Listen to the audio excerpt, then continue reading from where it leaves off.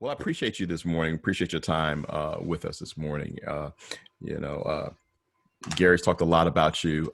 We talked about you a while ago because I remember looking at your website and all the books that you have out there. You know, really for people planning for that next phase of life and Right. everything else. And I want to talk about your baseball piece here in a minute too.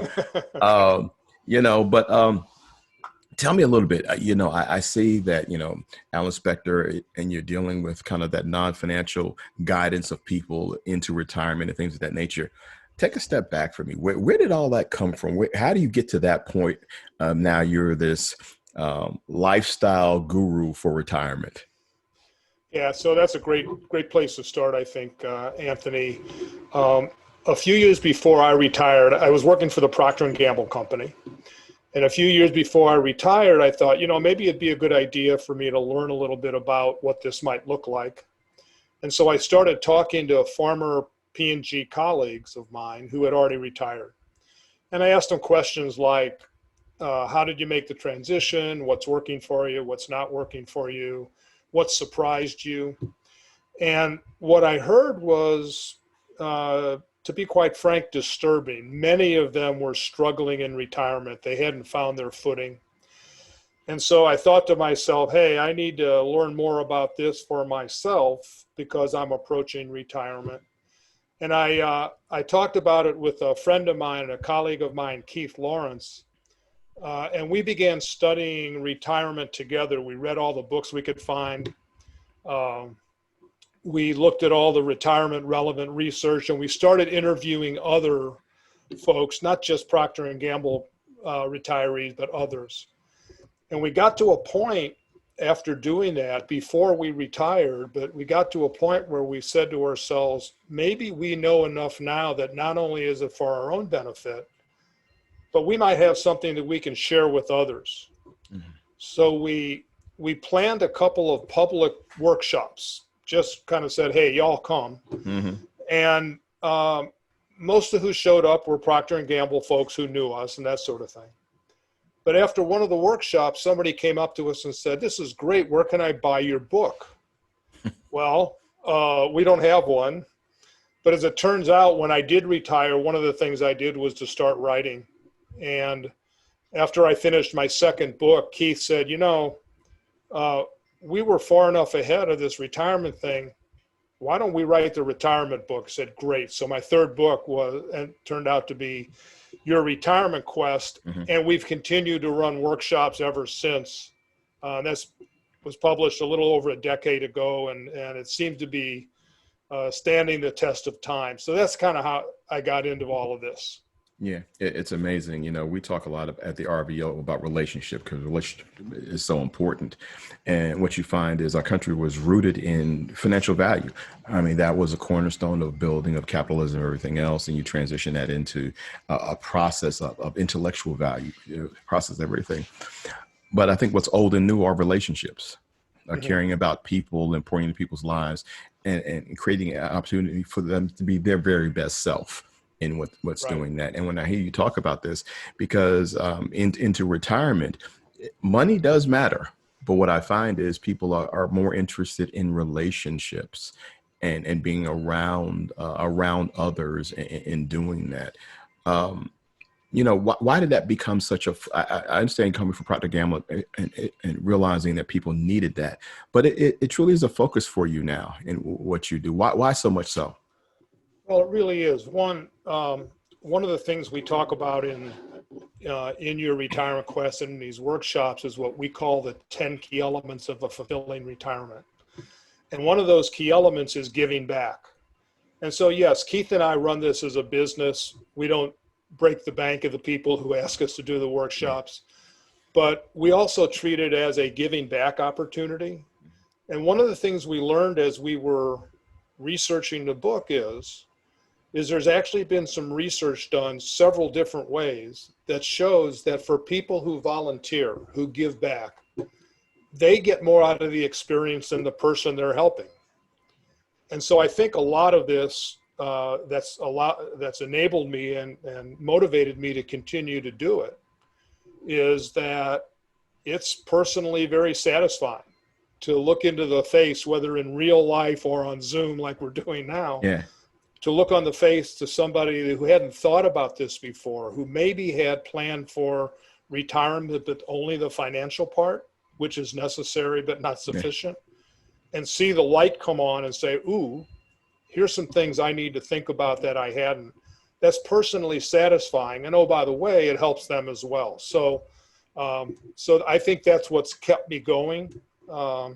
And I've continued to read and to learn and to interview others and learn from them, so that this is not a stagnant topic for me. It's ever evolving. So how do you get the modern day leader then to shift? Because many of them are entrenched right now in leading organizations, companies, teams. Their focus is not on retirement. That's down the road. That's a transitional piece they don't think about. But when you talk about, investing in self, investing in the future, relationships, how do you get them to shift focus? Because many of them, that's not their focus. There's financial bottom line. It's quarterly reports. There's the next thing that's going on. You have this thing, I don't know if you heard about it, called COVID. And so there's these things going on that the focus is not there. But I've always recognized the future is always coming. And so how do you get them to shift so they don't wait till, gee, I'm about to retire. What do I do now? Yeah, no, great question. So I think one thing that's helped is folks who are in what we call all-consuming careers. There's they're all in every day. Right. One of the things they do in their career to make themselves and their companies successful is they do look to the future. They're predisposed to think that way. They are setting goals, they're making plans. If they're not doing that, they're not going to be successful. So it's going to feed on itself, that if there's something coming down the road, I need to plan for it. They just in general hadn't thought about it. So we do two things, Anthony. One is we start the conversation by sharing some of the potential challenges that they might face in retirement. That kind of gets people out of their comfort zone. Yeah. And once they're out of their comfort zone, they're in the learning zone. The second thing we do is we suggest the concept of practicing retirement. So what that means is while people are still working, if they do put together and spend the time to put together a plan for their retirement, they can bring pieces of that plan into their life today for a whole bunch of different benefits, the most of which is, if those are things you're looking forward to do in retirement, wouldn't it be great if you actually did them in your life today? Yeah. And every person we've worked with, we do a lot of one-to-one coaching for folks like you described. Everybody we've worked with has been able to find time to bring those kinds of things into their life, even if just a little bit, to practice retirement, to get them moving in that direction. Yeah. Yeah. Let's shift a little bit. A couple of your books have a lot to do with baseball. After the cheering stops and never too old to play again. Where'd that come from? Well, my father. Okay. Yeah. So baseball is an intergenerational sport. Yeah. Everybody remembers I played catch with my dad. My dad or my mom or my uncle taught me how to keep score and took me to the ballpark and all of that. So I became passionate about baseball at a very young age, and I played in all the youth baseball organizations. I had the opportunity to play in high school, and I had the opportunity to play in college. After college, when I graduated, there wasn't really what we today call senior baseball. So I went out into the world and I played some softball, and I enjoyed it. It was great. And then in the late 1990s, a friend of mine said, hey, I'm going to a baseball fantasy camp, which were the ex-professionals, your coaches, and you go play on major league fields. It's great. Will you want to come with me? It's like, yeah. Yes. Yes. Where do I sign up? And so that got me started. And as I was walking off the field the last day, one of the guys I was playing with said, hey, we've got a team that plays here in town. Do you want to play with us? One thing led to another, and I ended up playing senior baseball now for the last 20 years. I'm 74 and still playing. and I'm playing on artificial hips. I did have to take a little time off to get those replaced. But I know the passion for the game came from my dad and other relatives, who would take me to go see the St. Louis Cardinals play, and even early on the St. Louis Browns. Yeah. And it's in my blood. It's in my Yeah. blood. So being able to play it and also write about it is a great combination for me in retirement. Yeah. When you said something, passion for the game, and I think some people get to the point of ending careers as if it was a stopping point. Well, Right. I've retired now. Let me just go do nothing. And what I found is that individuals have, it used to be in our country where, you got to be 70 years old. You worked for the same company 35 years. You got your gold watch and you went to go rock on the porch. Many people now have acquired wealth and significance at a much earlier age. So they've done a lot more and achieved a lot more, and are now looking at the second part of their career, even into retirement, in looking for significance and fulfillment, in what that is. So the passion for the game transcends all of that. How do you how would you inspire people to stay connected throughout all of it? So there's no disconnecting pieces. It becomes this well-lived life. Yeah. So we have found that, especially for the kinds of folks that you described earlier who have these all-consuming careers, Mm-hmm. that they may be passionate about something. Some people refer to it as hobbies. I think hobby diminishes the word passion. That they have passions, or they had passions, but they became so involved with their work that became difficult to pursue. Yes. And so, yes, when the day after they retire, some of them even have, and we find in our workshops and in coaching one-to-one, some people even have a difficult time saying the words, I'm passionate about fill in the blank. Right.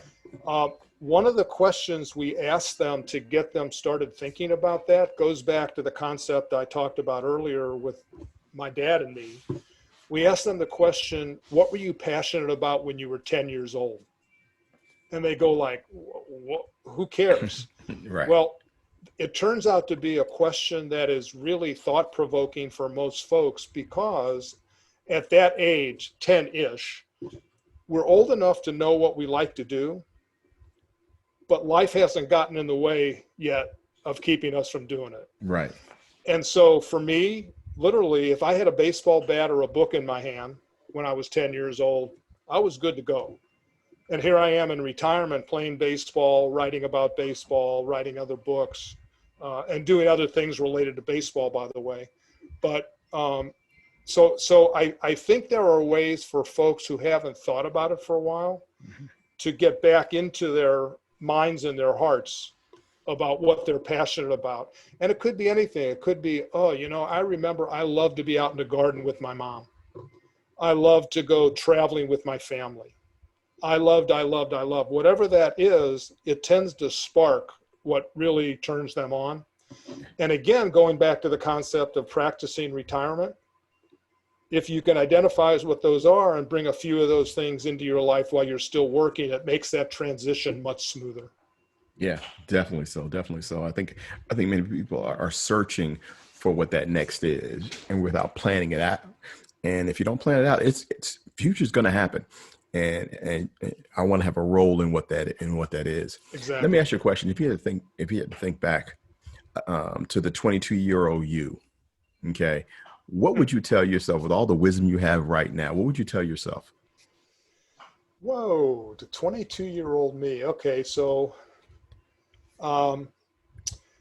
actually, the real answer to your question is I wouldn't have asked myself that question. Right. Because when I was 22 years old, I was already married, having my first child, starting my career. And it was the beginning of that time, those times in my life where I didn't have a chance to think about those kinds of things. But Gotcha. if I said, if I did ask myself that question, I think I would say the same thing to myself then as I would say to myself now. And that is, there are lots of opportunities out there in the world. What we need to do is listen for them and look for them. And then when they come up, be predisposed to say yes to that opportunity. You can always disassociate yourself with it later if the experiment doesn't work. But if you're listening and looking for opportunities, the ones that you hear and you find are likely ones that you are interested in. And so when you say yes and you go do them, and I'm proud that even starting at 22, not being able to articulate it then, but I think that's the philosophy by which I live my life, and glad that it worked out that way. Gotcha. Cool. Want to shift a little bit. Over the past few years, I think the corporate space has changed dramatically, and what people find value in companies and in their jobs and leading companies has changed dramatically. And if it hasn't changed, those companies find it difficult to maintain market share or even survive. I always tell people, Blockbuster was a thing till it wasn't. And so at some point, there were some very smart people sitting around a table making decisions they thought were right. And then, they were all looking for jobs later on. Somebody was developing the world's best buggy whip when automobiles replaced buggies. Yes, exactly. Right. It's like, I've got a great buggy. Yeah, that's not going to help you, man. And so what do you tell these C-suite individuals now? Because they've done the right process. They went to the right schools, right major, great internship. They've moved up the ladder to get to, I've got the corner office, I've got the right everything else, and everything's changed. How do you get them to begin to shift that mentality? Because they're in the midst of their career. They're grinding up the mountain. How do you get them to shift that mentality? So I think I may not actually try and shift their mentality as opposed to make sure that they're cognizant of the basic fundamentals that got them there. And even though things are changing as you described, I think the fundamentals are still the same, Anthony. And that is envision the future, set goals, put a plan in place to reach those goals, and then recognize what a former Procter & Gamble colleague of mine used to say all the time: a plan is only something from which to deviate. So have a plan, be cognizant of changing circumstances in your business, in your life, in the world, and then adjust your plan. And from wherever you are at that time, continue toward your goal. So I think it's more about keeping the fundamentals in front of us and in front of leaders. Even though things are changing, I don't think those fundamentals are different. And I may be wrong. I've been out of it for a little while in terms of, I retired 18 years ago, but I can't imagine that those fundamentals are wrong anymore. Yeah, I agree. I mean, there's certain stabilizers that are there. It's just adjusting to, what this new thing is that's happening. I realize that people aren't as loyal to brands anymore. They have many more options than they've ever had in the past, and they're more well informed. Doesn't mean they make better decisions, but they do have more information and more opportunities than ever. Couple last questions for you. Couple of things. So, you're very active in baseball and guiding people into retirement. What's next for you? What's your next? Because I don't see you slowing down. No. So I actually just started working on book 9. Okay. Interestingly, for me anyway, it's also about retirement. But now that I've been in this retirement thing for a while and recognize I am aging through retirement, what does that mean? Yeah. Right. So most of the focus of my retirement thinking now has been about transitioning into and getting started. But what does aging retirement look like? So I think similar to when Keith and I started our journey on retirement in general, it was learning for our own benefit, which is what I'm doing. What do I need to think about relative to aging? Yeah. And then through retirement, and then do it in a way that I'm able to share that with others through through the book. So that is one thing that's in my future that I'm working on. The other thing that I've been doing, another thing that I've been doing in retirement, Anthony, is strategic planning consulting, Okay. which I know you can relate to because it's all about vision and Yeah. goals and plans. And I've been doing that for local nonprofits and large cancer organizations around the country. And I think there's more of that in my future, but more pro bono consulting, if you will, Yeah. with local nonprofits who need it. And they do. They do. And so I Yeah. think that's the direction that I'm heading. Okay. So last question for you. Something I ask myself almost every day. I ask myself 3 questions at night. And it's my litmus test as to my accomplishment for the day and where I'm going. So here's my question, where did I win? Where did I lose? What did I learn? Hopefully I can answer those questions every day. So just think back over the past 24 hours or just this week. Where'd you win? Where'd you lose? What'd you learn? Wow. Okay. Boy, you should have prepared me for that one. Okay. So where did I win? So I had the opportunity the other evening to conduct a retirement life planning workshop, obviously virtually. And there were almost 300 people on the call in the session. And so to me, that was a win. That was being able to touch folks with information that could make a difference in their lives. And as we talked earlier, it was about personal satisfaction and being able to do that. So to me, that was a big win. What did I lose? So I have a daughter and her family in town and a son and his family in Boston. And over the last week, it's become very clear that we're not going to have the traditional Thanksgiving, y'all come, not only those 2 families, but everybody around the country comes. And we have Thanksgiving at our house for, 30, 40, it seems like 100 people, right? Yeah. That's not going to happen. That's a loss. Yeah. So what I learned from that is, again, a plan is only something from which to deviate, is my daughter and my son and Ann and I are working on how are we going to have Thanksgiving dinner together virtually. Yep. Exactly. Right. And then the second thing is my 12-year-old grandson in Boston, my son, his father gave him the responsibility to put together, not at Thanksgiving dinner, but at a separate time that day, a 30 to 40 person Zoom call with all the cousins and our nieces and nephews and whatever.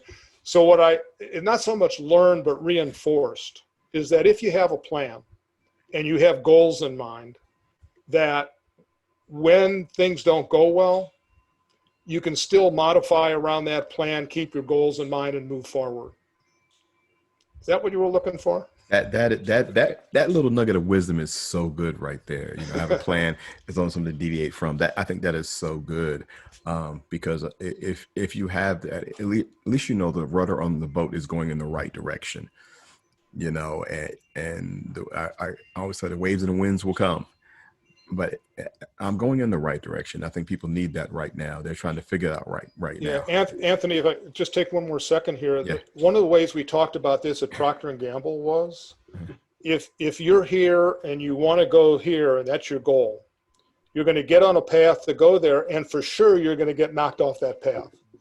Many people spend a lot of energy to get from where they now are back on the original path, when really what you ought to do is keep your goal in mind and make a new path from that new place you are.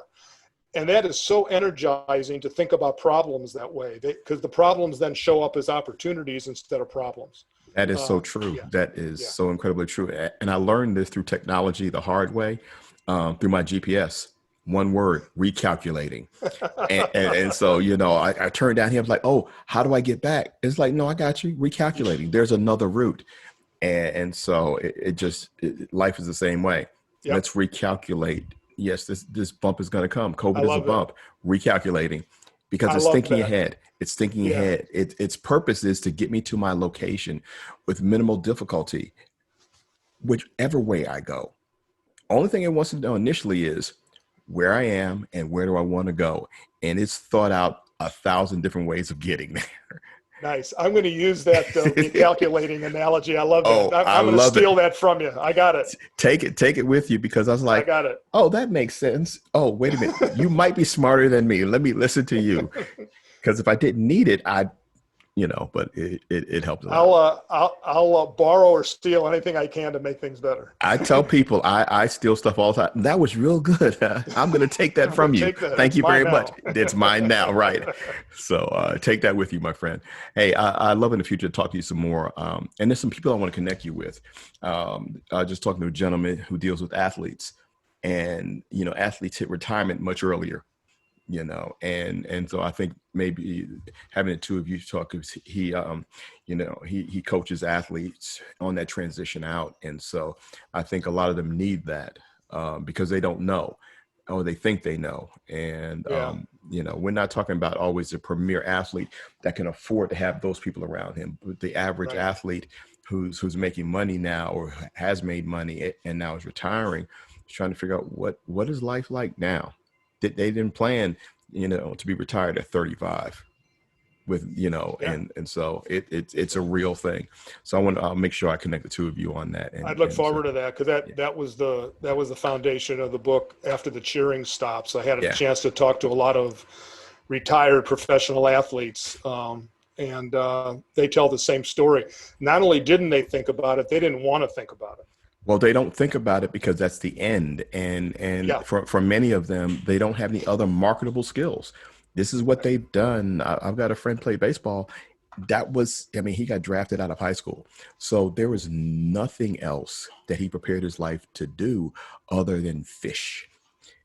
And so there, unless you're going to be bass fishing on ESPN early on Saturday mornings, that doesn't translate to anything else. Right. And so when that cheering stops, those accolades are wonderful, but they will not sustain you. Exactly. And so what does that mean moving forward and building that next act, that next iteration of self? So sure. Yeah, I'd look forward to talking to the gentleman. Yeah. Thanks. Well, I appreciate your time this morning, and we'll talk again soon. So I appreciate it.